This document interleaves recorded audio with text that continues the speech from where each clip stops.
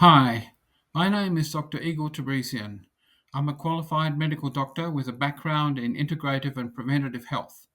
On this channel, I'll explore evidence informed approaches to optimize well being from nutrition, gut health to hormones, energy, and everything in between. Please note, this information I share is general in nature and not intended to be used as medical advice.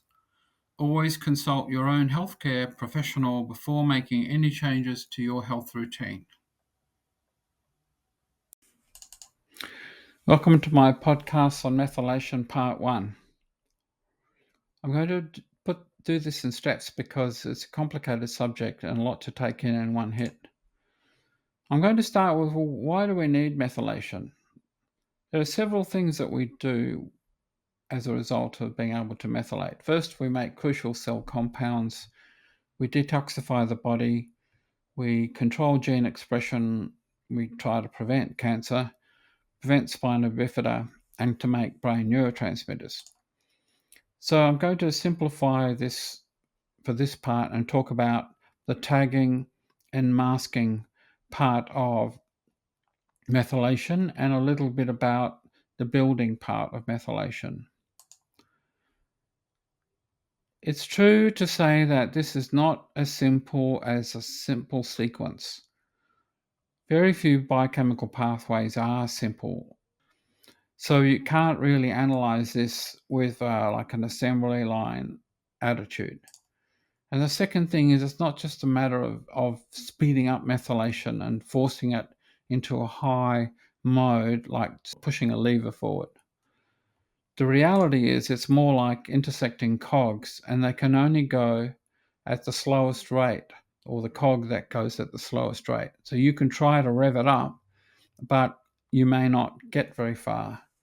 And so many of my patients have said they felt worse after taking methylated B vitamins and 5-MTHF. If that has happened to you, please put that in the comments section so that everyone can see that more is not better.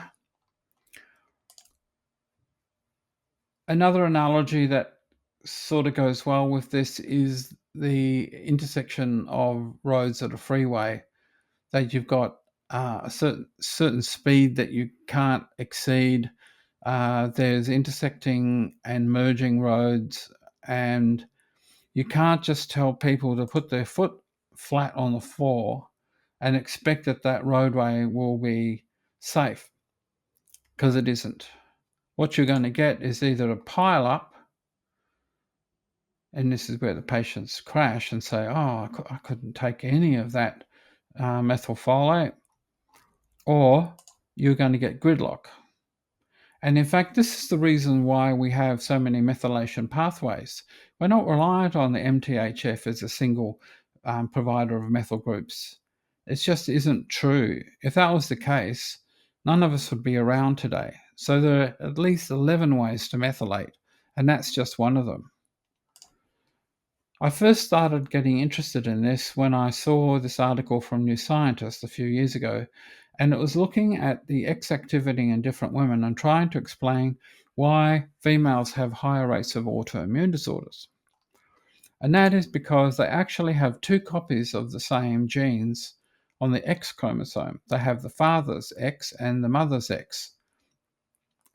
And they have to choose between the two. And it isn't as simple as saying, oh, I'll just use dad's X chromosome or mum's. Actually, you have to choose each transcription unit, which one you're going to either switch on or switch off. So for instance, a area of DNA that codes for something is called a transcription unit.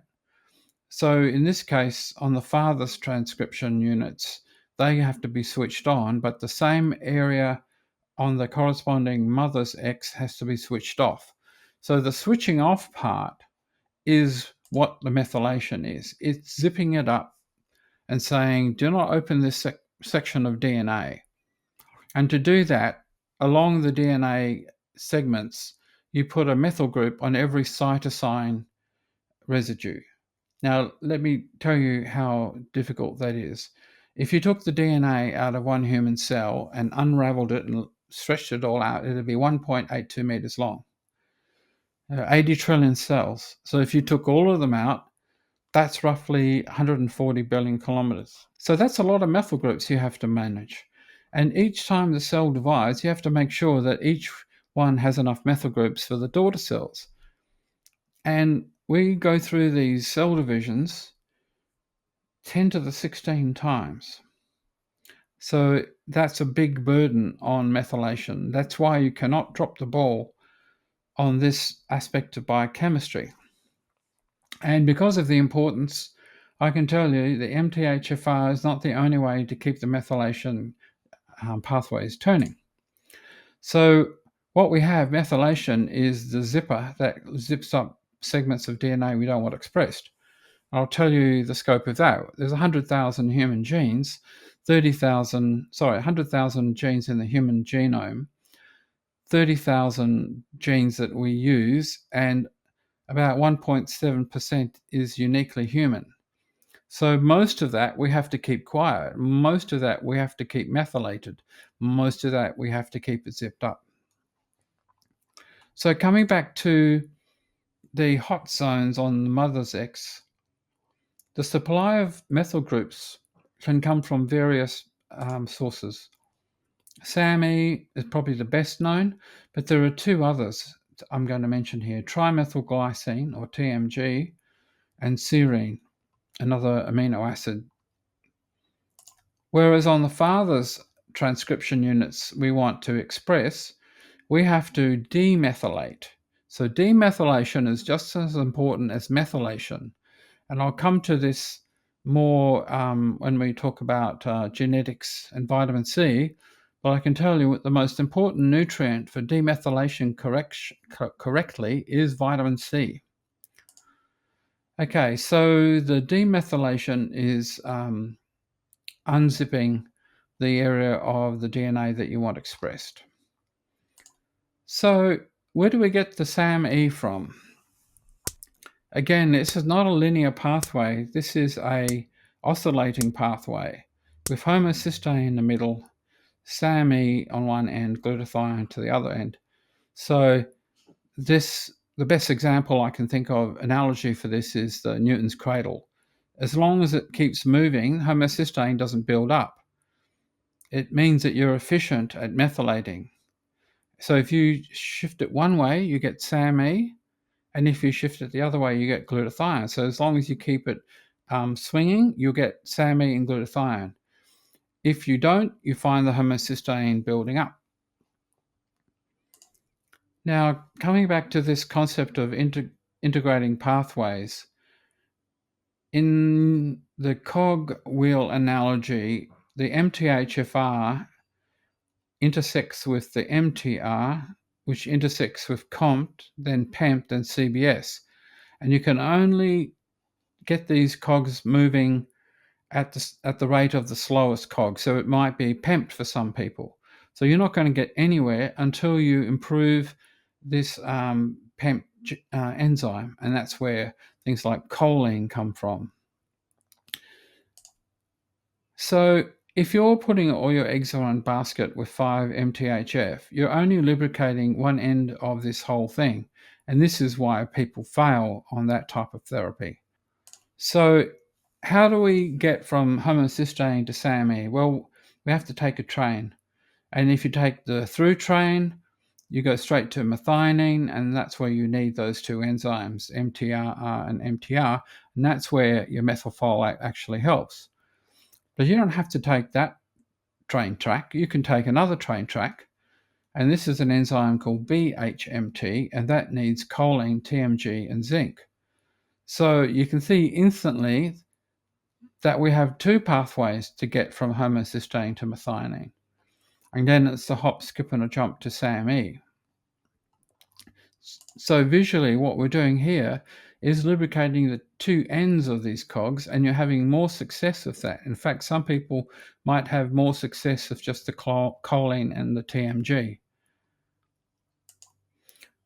So to zip up these genes, we need methylation, And if this is a gene that is pro-inflammatory, like interleukin 6 or interleukin 8, then we can control the expression of pro-inflammatory genes.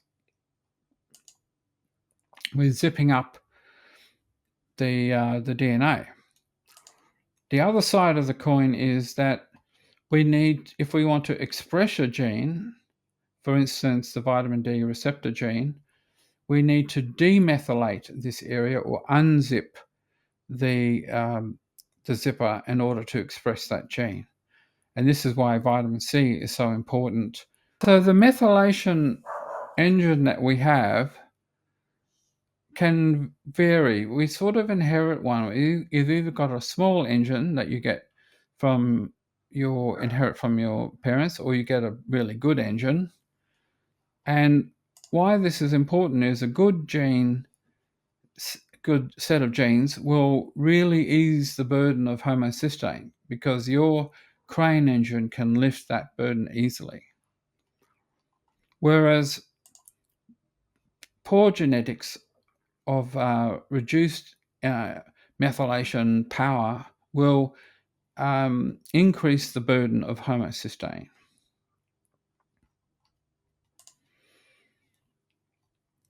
One of the most helpful things about improving methylation outside of these genetic aspects is related to histamine metabolism. So I just want to show this diagram. When we make histamine from histidine, we need to break it down almost as fast as it's released from the mast cells. So we have various enzymes that do this. And so we can go this pathway, and then we have something that's urinary excreted. But if we're good at methylating, we can methylate histamine to create methylhistamine and go down this pathway as well. So we can metabolize histamine twice as fast. And this is where things like the enzyme HNMT, which does show up on certain genetic profiles, is sort of just as important as the monoamine oxidase, or the MAO, or the DAO.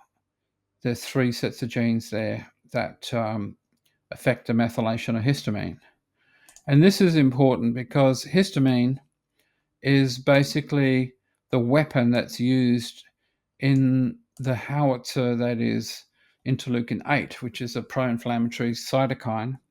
So the genetics really affects both the histamine production and the production of the interleukin 8, the ability to overdo the production of it.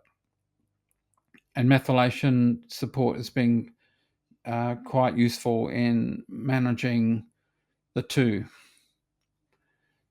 So that's the end of part 1, and I'll see you in part 2.